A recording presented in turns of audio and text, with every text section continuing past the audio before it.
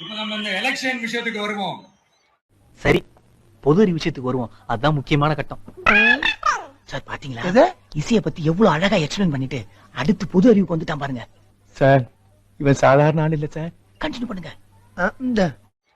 விஜய் என்னப்பா இவரை மட்டும் தான் எதிர்க்கிறாரு, இவங்களை எதிர்க்க மாட்டேன்றாரு, அவங்கள பத்தி எதுவுமே சொல்ல மாட்டேங்கிறாரு. இல்ல நான் கேக்குறேன், இது யாருக்கான எலெக்ஷன்? தமிழ்நாடு சட்டசபைக்கான ஒரு தேர்தல். புரியுற மாதிரி சொல்லுங்க சார். புரியலையா தம்பி? இப்ப இங்க யார் ஆட்சியில இருக்கிறான்? யாரு பொய்யா வாக்குறுதிகளை கொடுத்து மக்களை ஏமாத்துறது? யாரு மக்கள் விரோத ஆட்சியை நடத்துறது? அப்ப இங்க யார அகற்றணும்? உட்காந்துக்கிட்டே அங்க நடக்கிற தப்புலாம் கண்டுபிடிக்கிறான். இவன் பிரில்லியன்ட் சார். நாம இவனை கிண்ணோம்னா பல வெரைட்டிஸ்ல சீன் கிடைக்கும். பேச்சு கொடுங்க. இந்த மக்கள் விரோத திமுக அரசை அகற்றணும்னா நம்ம யாரை எதிர்க்கணும்? எதுக்கு தேவையில்லாம பல முறை மக்கள் ஆல்ரெடி டிலீட் பண்ணவங்களை எதுக்கு? நம்மளுடைய கான்சென்ட்ரேஷன், நம்மளுடைய டார்கெட் திமுக என்றப்போ டார்க்னஸ் குள்ள எதுக்கு கல் எறியணும்? என்னடா குழப்புறா?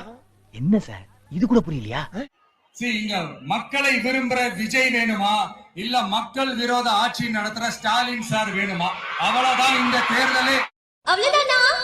அவ்வளவுதான் சரகு முஞ்சிச்சு.